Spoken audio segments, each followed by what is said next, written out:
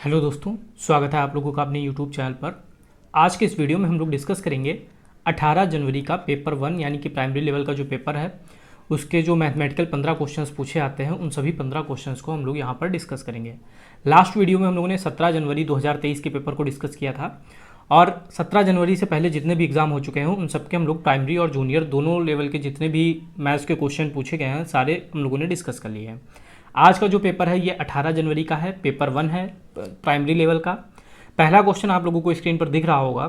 4 अंकों की एक संख्या में पहला अंक दूसरे अंक का 1/3 है। यानी पहले अंक की जब भी इस टाइप का क्वेश्चन होगा तो हम लोग ऑप्शन से सॉल्व करेंगे, हम लोग पहले बात कर चुके हैं। तो यहाँ पर हम लोग सारे ऑप्शंस को नोट डाउन कर लेते हैं। ये हमारा पहला ऑप्शन है, फिर ये हमारा दूसरा ऑप्शन है, थर्ड ऑप्शन है हमारा 1 3 4 9 और लास्ट ऑप्शन है हमारा 1 2 3 6। अब इसमें पहला जो अंक है ये है, दूसरा ये है, तीसरा ये है और चौथा ये है। कह रहा पहला अंक दूसरे अंक का 1/3। अगर 6 का हम लोग 1/3 निकालेंगे तो हम लोगों को मिल जाएगा 2, यानी कि पहला ऑप्शन हमारा हो सकता है।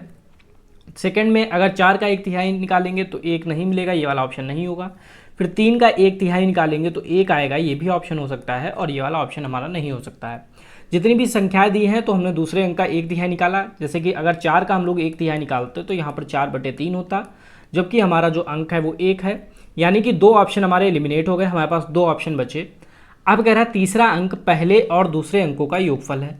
तो तीसरा अंक हमारा ये है, पहले और दूसरे का योगफल कह रहा है, यानी 2 + 6 8 हो गया और 1 + 3 4 हो गया। यहाँ से भी हमारे यही 2 ऑप्शन अभी बचे हुए हैं।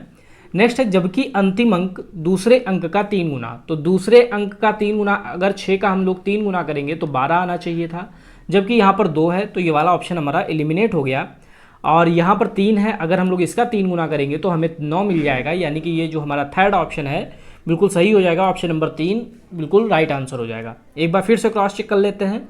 4 अंकों की एक संख्या में पहला अंक दूसरे अंक का 1/3 है। तो दूसरा अंक हमारा 3 था, 3 का अगर 1/3 निकालेंगे तो 1 आएगा, यानी कि 1 3 यहाँ तक तो हमारी बात बिल्कुल सही है।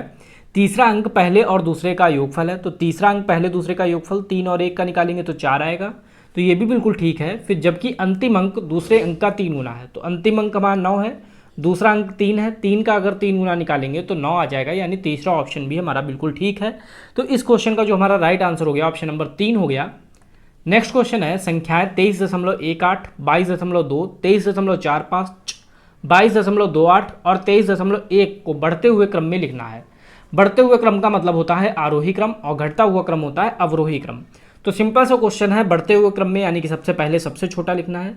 तो यहाँ पर हम लोग देखेंगे तो सबसे छोटा हमें 22.2 दिखेगा, फिर 22.2 के बाद उससे बड़ा हमें 22.28 दिख रहा है, तो अगला जो हो जाएगा 22.28 हो जाएगा।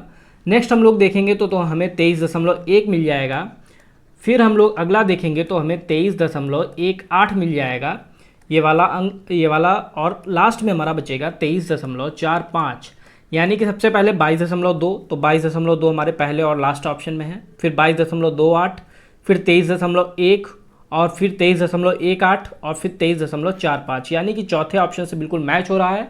हमारा जो इस क्वेश्चन का राइट आंसर हो जाएगा ऑप्शन नंबर 4 हो जाएगा।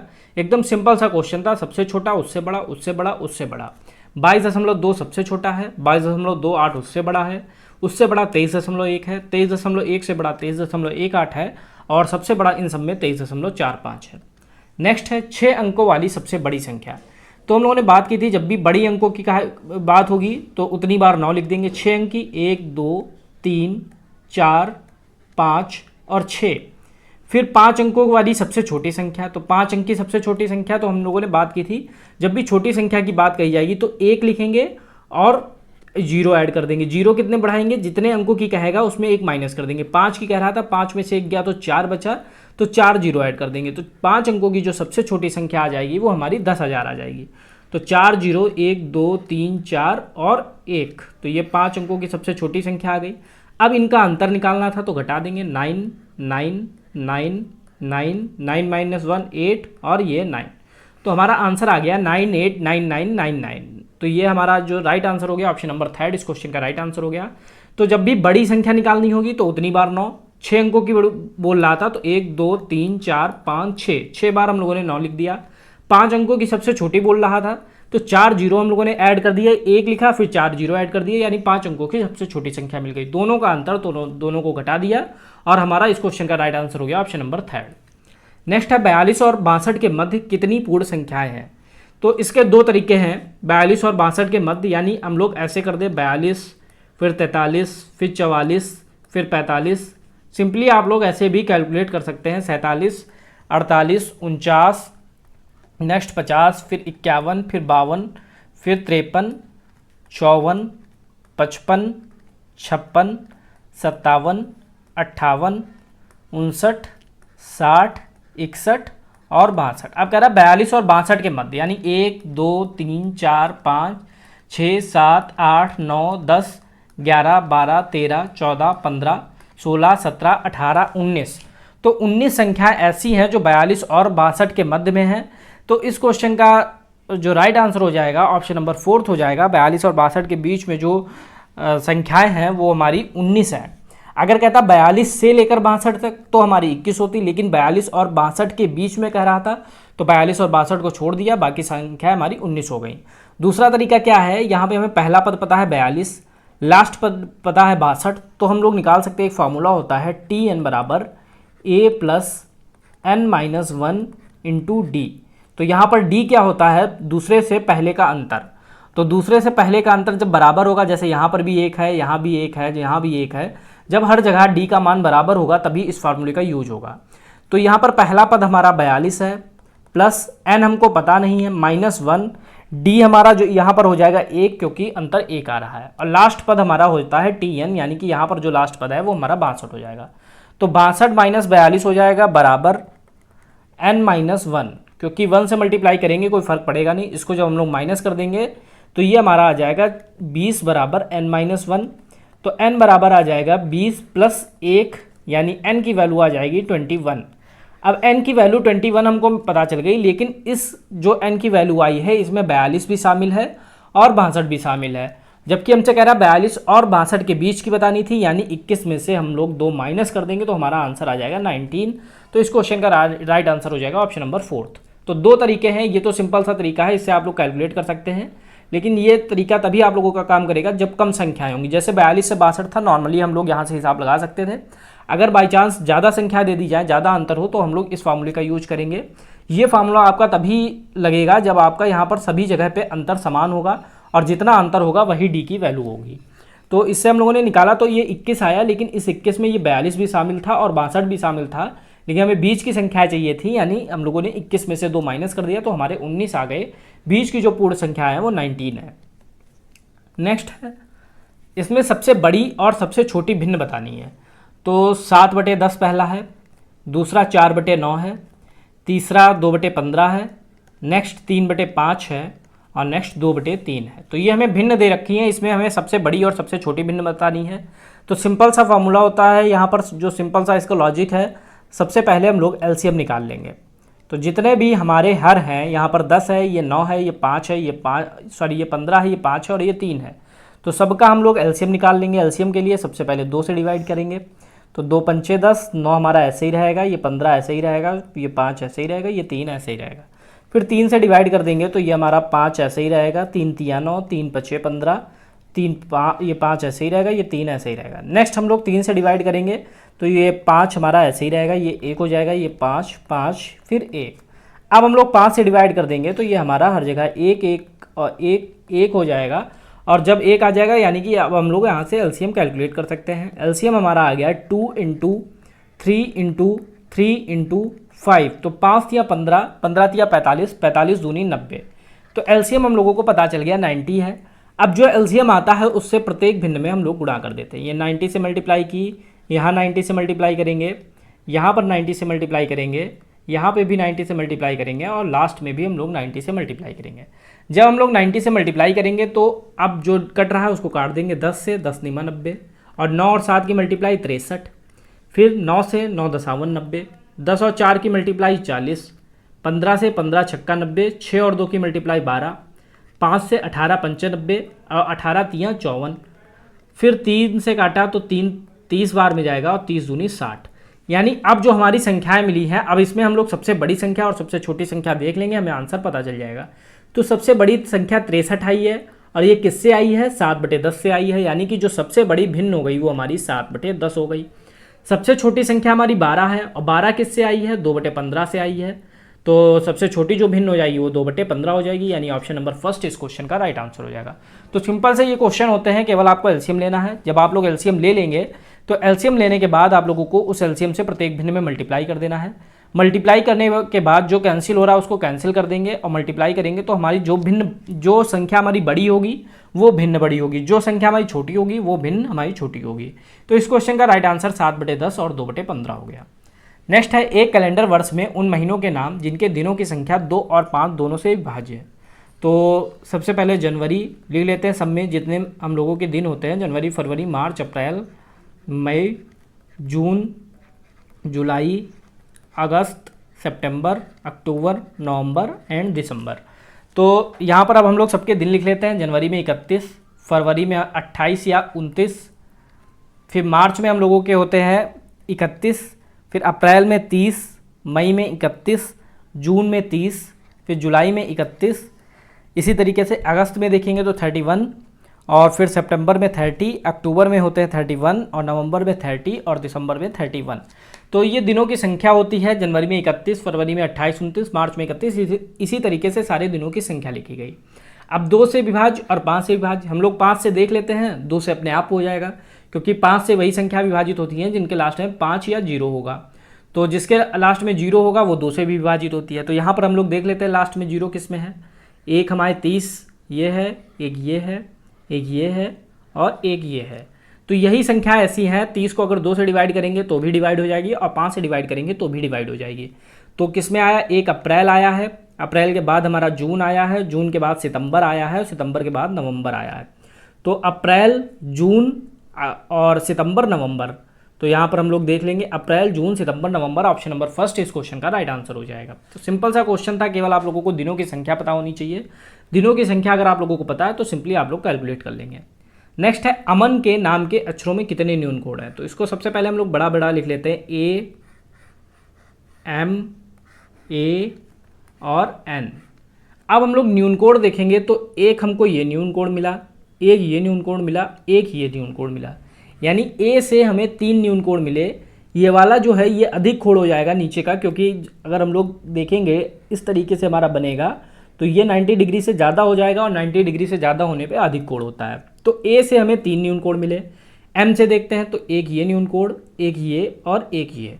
तो एम से भी हमें 3 न्यून कोड मिले। ए से हम लोग पहले ही देख चुके हैं, ए से हमें 3 न्यून कोड मिल रहा है, यानी यहाँ पर भी 3 हो जाएगा। नेक्स्ट हम लोग एन से देखते हैं तो एक ये न्यून कोड, एक ये न्यून कोड, ये 2 न्यून कोड मिले। अब टोटल हम लोग देख लेते हैं, टोटल के लिए 3, 3, 6, 3, 9 और 2, 11। तो ऑप्शन नंबर 3 इस क्वेश्चन का राइट आंसर हो जाएगा। तो अमन में हमने देखा है ए में 3 न्यून कोड मिल रहे थे और ये हमारे अधिक कोड थे, इसलिए इसको हम लोगों ने नेग्लेक्ट कर दिया, ये 3 हमारे बचे। एम में हमने देखा है 1, 2 और 3 मिल रहे थे, फिर ए में 3 मिल रहे थे और एन में हमने देखा तो 2 मिल रहे थे। इस तरीके से टोटल जो हमारे न्यून कोड हो गए वो ऑप्शन नंबर 3, 11 इस क्वेश्चन का राइट आंसर हो गया। नेक्स्ट है, एक समप पंचभुज में कितनी सममित रेखाएं होती हैं। तो सममित रेखाओं के बारे में हम लोगों ने बात की थी कि सममित रेखाएं वे रेखाएं होती हैं जो आधे आधे से डिवाइड करने पे आकृति को पूरा पूरा ढक लें। जैसे कि अगर बात की जाए एक आयत की, तो एक आयत इस टाइप से होता है, अगर आप लोग इसको डिवाइड करेंगे आधे से इस टाइप से तो ये पूरा पूरा कवर कर लेगी, और अगर पूरे इधर से ऊर्ध्वाधर डिवाइड करेंगे तो भी पूरा पूरा कवर कर लेगी, यानी आयत में 2 सममित रेखाएं होती हैं। इसी तरीके से हम लोगों ने बात की थी वर्ग में अगर आप लोग ऐसे डिवाइड करेंगे तो भी पूरा डिवाइड हो जाएगा, ऐसे डिवाइड करेंगे तो भी पूरा डिवाइड हो जाएगा, और अगर विकर्णता आप लोग देखेंगे तो विकर्णता भी आप लोगों की पूरी पूरी डिवाइड हो जाएगी। तो इस तरीके से हम लोग जानते आधे से डिवाइड करने पे आकृति को अगर हम लोग मोड़ें तो पूरा पूरा आकृति कवर हो जाए। तो समपंचभुज की बात की जाए तो पंचभुज में सभी भुजाएं बराबर होती हैं। कुछ इस टाइप से समपंचभुज का फिगर बनता है, 1, 2, 3, 4 और 5, यानी 5 होने तो समपंचभुज, सारी भुजाएं बराबर हैं। तो अगर कभी भी आप लोगों से समपंचभुज में पूछा जाए तो सीधा सीधा आंसर आपका हो जाएगा 5 सममित रेखाएं हो सकती हैं। तो इस क्वेश्चन का राइट आंसर हो जाएगा हमारा 5। नेक्स्ट हम लोग देखते हैं, रमेश के पास एक आयताकार कागज का टुकड़ा है। तो मान लीजिए ये एक आयताकार टुकड़ा है, उसकी आकृति कुछ इस टाइप से होगी। अपने खाली समय में उसने उसका एक कोना मोड़ा तो उसने देखा कि कागज़ के अब 5 कोने हो गए। तो आप लोग यहाँ पर देख सकते हैं 1 2 3, और जब मोड़ दिया तो ये एक कोना एक्स्ट्रा हो गया, यानी कि 5 कोने हो गए। तो ये हमारा 1 2 3 4 और एक 5 कोने हो गए। फिर हम लोग आगे कर रहा है, उसने बाकी के 3 कोनों को भी मोड़ दिया। तो अब इस कागज़ में कितने कोने हो गए। तो यहाँ पर अगर हम लोग देखेंगे तो अगर हम लोग मान लें इसको, यहाँ पर इसको A मान लें, इसको A' मान लें, इसको A" मान लें, इसको B मान लें, इसको C मान लें, और इसको C मान लें और इसको D मान लें। तो अगर कोने की संख्या देखी जाए तो ये हमारे यहाँ पर 1 2 3 और 2 हमारे ये कोने मिल गए, यानी टोटल 5 कोने हो गए। अब इसी तरीके से अगर हम लोग यहाँ पर इसको डिवाइड करेंगे जब, तो यहाँ पर भी हमें 2 कोने मिल जाएंगे। तो जब हम यहाँ पर 2 कोने मिल जाएंगे तो 1 2 2 4 और 2 6 हो जाएंगे। इसी तरीके से जब हम लोग यहाँ पर डिवाइड करेंगे तो 2 कोने यहाँ मिल जाएंगे। इसी तरीके से 2 कोने यहाँ मिल जाएंगे, यानी 2 4 6 8 हम लोगों का हो जाएगा ऑप्शन नंबर 2। तो सिंपल सा इसमें हम लोगों ने जब कोना मोड़ा तो 1 2 3 4, 3 तो हमारे कोने स्पष्ट दिख रहे हैं, 1 2 3, एक कोना हमारा ये हो गया 4, एक कोना हमारा ये हो गया 5। तो इस तरीके से 5 कोने हो गए, यानी एक कोना मोड़ने पे हमें 2 मिल रहे हैं कोने। जब हम लोग इसको मोड़ेंगे तो ये 2 हो जाएंगे। अब ये 2 और 2 4 और एक 5 और एक 6, फिर इसको मोड़ेंगे तब यहाँ पर भी हमें 2 मिल जाएंगे। तो 2 4 6 और एक 7 हो जाएगा। फिर इसको मोड़ेंगे तो यहाँ पर भी 2 हो जाएंगे, यानी 2 4 6 8 हो जाएगा। ऑप्शन नंबर 2 इस क्वेश्चन का राइट आंसर हो जाएगा। नेक्स्ट है, एक मिठाई की दुकान पर 1 किलोग्राम बेसन के लड्डुओं डिब्बे का बाहर को छोड़ते हुए कि एक डिब्बे में 25 लड्डू रखे हैं, यानी कि 25 लड्डू मिलकर बनाते हैं 1 kg। तो 25 लड्डू मिलकर बनाते हैं 1 kg। रेखा लड्डुओं के 4 डिब्बे खरीदना चाहती है, तो वो 4 डिब्बे खरीदना चाहती है, परंतु उसे एक डिब्बे में केवल 20 लड्डू लेने हैं। अगर 4 डिब्बे खरीदती है और एक डिब्बे में 20 लड्डू हैं तो 4 डिब्बे में कितने हो जाएंगे, 4 × 20 हो जाएंगे, और 4 × 20 का मतलब हो जाएगा 80 लड्डू। तो इस तरीके से उसे टोटल 80 लड्डू लेने हैं। दुकानदार ने उसे इस प्रकार डिब्बे बनाकर दिए, इन 4 डिब्बों का भार कितना होगा। तो सबसे पहले हम लोग यहाँ पर 25 लड्डू का पता है तो 1 लड्डू का निकाल लेंगे। 1 लड्डू का हो जाएगा 1/25 kg। तो 1 लड्डू का भार पता चल गया। अब उसे कितने लड्डू लेने हैं, 80 लड्डू लेने हैं, यानी 80 का निकाल देंगे। तो 1 का अगर 1/25 है तो 80 का 80/25 हो जाएगा, 80/25 kg। अब भाग कर देंगे 25 से 80 को, 25 से 80 को भाग करेंगे तो 25 × 75, बचा हमारा 5। तो अब दशमलव लगाएंगे, 0 बढ़ा देंगे तो 25 दूनी 50, यानी 3.2 kg ये हो जाएगा हमारा आंसर इस क्वेश्चन का। 3.2 kg का मतलब हो गया 3 किलोग्राम 200 ग्राम। ऑप्शन नंबर 2 इस क्वेश्चन का राइट आंसर हो गया। तो 25 लड्डू जो मिलकर बनाते हैं 1 kg हमको पता था, तो हमने 1 लड्डू निकाल लिया, 1/25 kg के बराबर होगा। 4 डिब्बे वो उसे लेने हैं, लेकिन एक डिब्बे में 20 लड्डू आते हैं, तो टोटल हम उसे लड्डू लेने हैं 80। जब एक लड्डू 1/25 kg के बराबर है तो 80 लड्डू कितने kg के बराबर होगा, 80/25 के बराबर होगा। भाग दिया तो हमारा 3.2 kg आ गया, यानी 3 किलोग्राम 200 ग्राम हमारा इस क्वेश्चन का राइट आंसर हो गया। नेक्स्ट है, निम्नलिखित तालिका में 2 स्तंभ x और y हैं। स्तंभ x में कुछ वस्तुएं हैं और स्तंभ y में उनकी मापन की इकाइयाँ हैं। स्तंभ x की वस्तुओं का स्तंभ y में दी गई उनकी मापन की इकाइयों से मिलान कीजिए।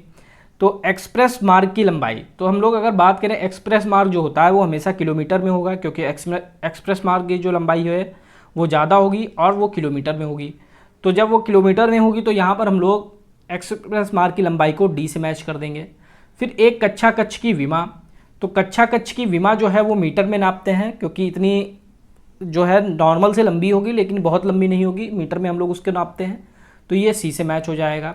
फिर केले की लंबाई को हम लोग मापते हैं सेंटीमीटर में और जूते के फीते को मानते हैं मिलीमीटर में, यानी ए में डी मैच कर जाएगा। तो ए में डी लास्ट 3 और 4 में है। बी में हमारा जो है ऑप्शन नंबर सी होगा, तो चौथे में हमारा ये ऑप्शन मैच कर रहा है, यानी ऑप्शन नंबर 4 हमारा इस क्वेश्चन का राइट आंसर हो जाएगा। तो इस क्वेश्चन का जो राइट आंसर है हमारा ऑप्शन नंबर डी है।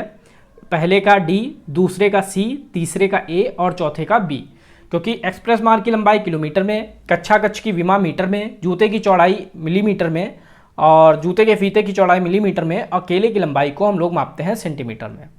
नेक्स्ट है, बीना ने सिर पर लगाने वाला कुल 50 लीटर तेल खरीदा। वह इस तेल को 80 मिलीलीटर की बोतलों में भरना चाहती है। उसे ऐसा करने के लिए कितनी बोतलों की आवश्यकता होगी।